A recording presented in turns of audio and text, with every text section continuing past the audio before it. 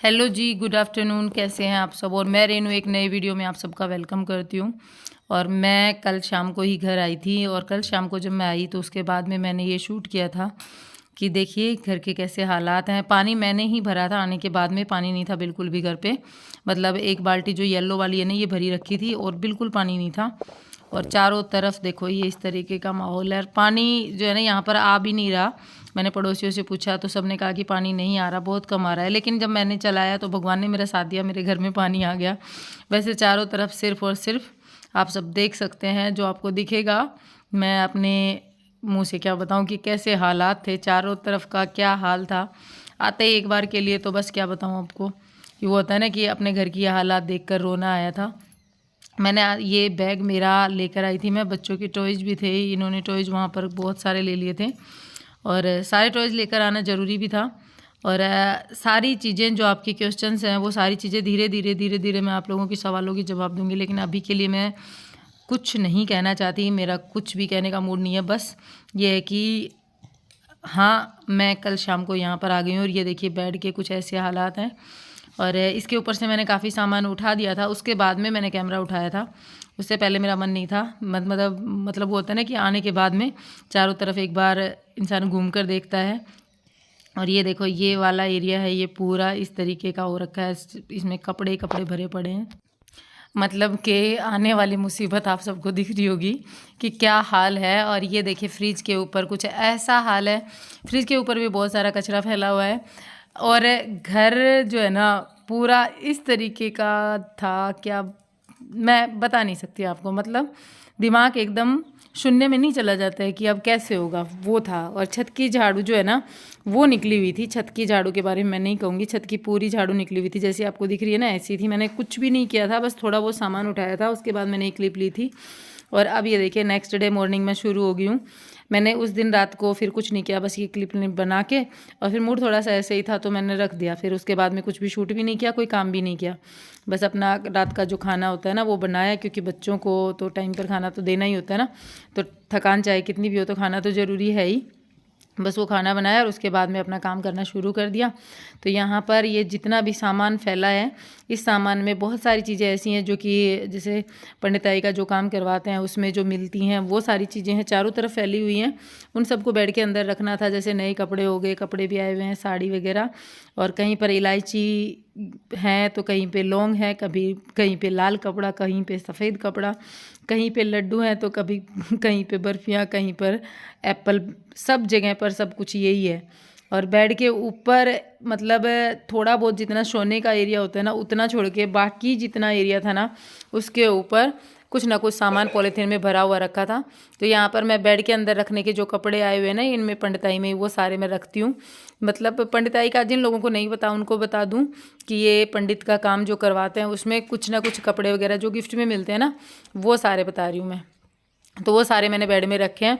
और यहाँ पर ये साड़ियाँ जो कि पहले की आई हुई हैं इनको बेड में से 2-3 को मैंने निकाला है। और यहाँ पर ये वाला एरिया है, इसमें भी कुछ कपड़े ऐसे थे जो बाहर बिखरे पड़े थे। और अभी जैसे ठंड तो कम हो गई है तो उनको रखना ज़रूरी है, नहीं तो वो फिर बाहर सामान मतलब इकट्ठा ही रहेगा, कभी रखने का वो ही नहीं, मतलब चारों तरफ फैला रहेगा। क्या बताऊँ आपको, मतलब ज़्यादा बोलूँगी तो आप लोग बोलोगे कि दीदी ऐसे बोलती रहती हैं।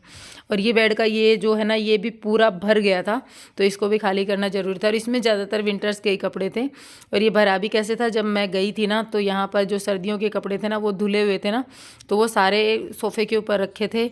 मुझे नहीं पता था कि मुझे जाना है तो मैं उनको रख कर नहीं गई थी। मेरा कंफर्म भी नहीं था, माइंड थोड़ा सा ऐसे ही था कि जाऊँ ना जाऊँ, जाऊँ ना जाऊँ, ऐसे करते करते फिर फाइनली मैं चली गई थी। तो ये सारे कपड़े ऐसे ही रखे रह गए थे जो कि सारे फिर ये बेड के इस रैक में रख दिए गए थे इनके द्वारा। तो यहाँ पर मैं ये चादर जो है ना इसको बिछा देती हूँ। ये वाली चादर काफ़ी पुरानी मेरी चादर है, पिछली साल मैं लेकर आई थी लेकिन बिछाई बहुत कम है, तो इसको बिछा देते हैं। और ज़्यादातर काम जो है ना यहाँ का जो समेटने का था वो आ चुका है काबू में इस रूम का, बाकी तो अभी बिखरा पड़ा है। और धोने के कपड़े जो है ना वो निकाल करके मैं बाहर रख दूँगी, क्योंकि मशीन लगाऊंगी। पानी तो एक बार के लिए तो भर लिया है तो आज मशीन लगा लूँगी ना, तो ये कपड़े धुलने के जो हैं वो सारे धुल जाएंगे, आगे के लिए ये काम ख़त्म हो जाएगा। और ये जो अंदर रखे रह गए थे ना ये कपड़े मैंने देखे नहीं, और ये भी अंदर रखने के थे बेड में। चादर मैंने बिछा दी थी तो दोबारा मेरे को बेड खोलना पड़ा। तो अब लगा लेती हूँ झाड़ू। और एक चीज़ मैंने देखी है यार, कि पिछले दिनों में मैंने एक चीज़ महसूस की है कि चाहे कुछ भी हो जाए, लेकिन वो होता है ना कि एक लेडीज़ जो होती है ना, उसको हमेशा परमिशन की ज़रूरत पड़ती है। ज़िंदगी भर उसको परमिशन की ज़रूरत पड़ती है, चाहे कोई भी काम हो, उसको हमेशा इजाज़त चाहिए। अगर उसको वो काम करना है तो उसकी खुद की कोई भी फ्रीडम नहीं होती है। जब वो बच्ची होती है तो अपने पिता की फ्रीडम उसको, मतलब पिता से परमिशन लेनी पड़ती है, अपनी माँ से लेनी पड़ती है। थोड़ी सी बड़ी होती है उसको अपने भाई तक से परमिशन लेनी पड़ती है, चाहे भाई उससे एज में छोटा ही क्यों ना हो। जब वो उससे और बड़ी होती है तो फिर वो जो बागडोर है वो हस्बैंड के हाथों में दे दी जाती है। फिर उसको हर काम के लिए उनसे परमिशन लेनी पड़ेगी। फिर वो परमिशन देंगे जब वो आगे अपनी मर्ज़ी से कोई काम कर सकती है। आप लोग भी बताना इस चीज़ में, आप मतलब मैं गलत हूँ क्या? और फिर वो जैसे ही बूढ़ी होती है तो उसके पिता के साथ साथ वो अपने बेटों से भी परमिशन लेती है। मैंने देखी है ये चीज़, अपने समाज में देखी है, बहुत अच्छी तरीके से देखी है, खुद ने भी फील किया है जब मैंने ये सी चीज़ आप लोगों के साथ में शेयर की है। चाहे काम सही ही क्यों ना हो, चाहे उसकी खुद की लाइफ के लिए उसको खुद को थोड़ा सा सुकून मिले, उसके लिए वो कोई कदम उठाए, लेकिन उसको परमिशन चाहिए। अगर परमिशन नहीं मिलती है तो वो अपनी मर्ज़ी से कुछ नहीं कर पाती है। आप लोग भी बताना, आप लोग इस चीज़ में एग्री हो कि नहीं हो, अपनी राय देना कमेंट बॉक्स में। किस किस ने इस चीज़ को महसूस किया है और अपने समाज का ये चीज़ हिस्सा है कि नहीं है, आप लोग मेरे साथ में ज़रूर शेयर करना। तो यहाँ पर देखिए मैंने रूम में सारे में झाड़ू लगा ली है, कचरा ज़्यादातर मेरा निकल चुका है इसी रूम का। बाकी पूरा घर अभी चालू ही हाल, मतलब उसी हाल में है जिस हालात में सोच भी नहीं सकते।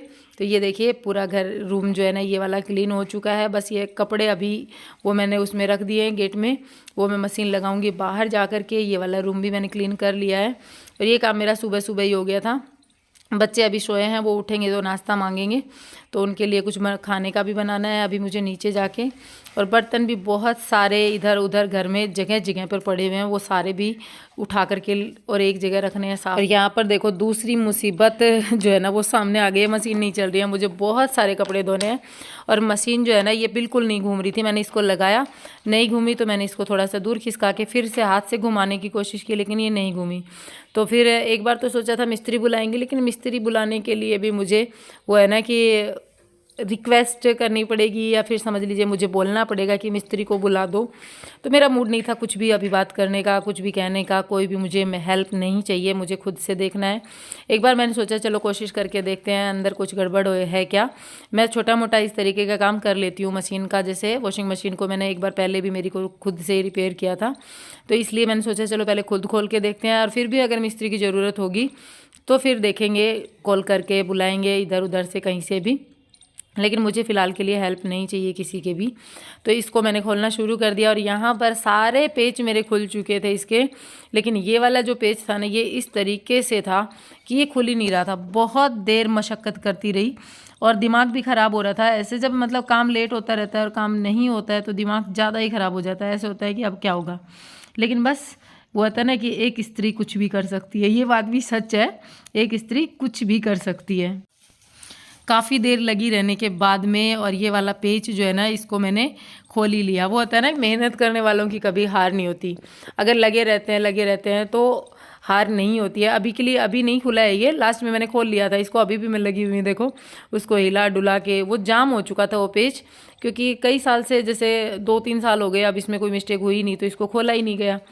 तो लास्ट में देखो ये मैंने खोल लिया है और अभी मैं दिखाती हूँ आपको कि इसमें क्या दिक्कत हो सकती है। अगर मेरे से सही हो जाएगी तो मैं देख रही हूँ एक बार। तो इसमें ये जो चक्का है ना, नीचे इसमें एक चक्का होता है जो मैं भी आपको दिखाऊंगी। तो ऊपर अगर मशीन इस तरीके से जाम हो जाती है तो उस चक्के को हम देखेंगे, अगर वो भी लॉक है और हमने उस लॉक को खोल लिया, मतलब उसको घुमा दिया, देखो ये घूम गया ना, पहले नहीं घूम रहा था अब ये घूम गया, तो इसका मतलब हमारी मशीन सही हो गई। तो इसको मैंने घुमाया, भगवान ने साथ दिया और ये मेरा चक्का जो जाम था ये खुल गया।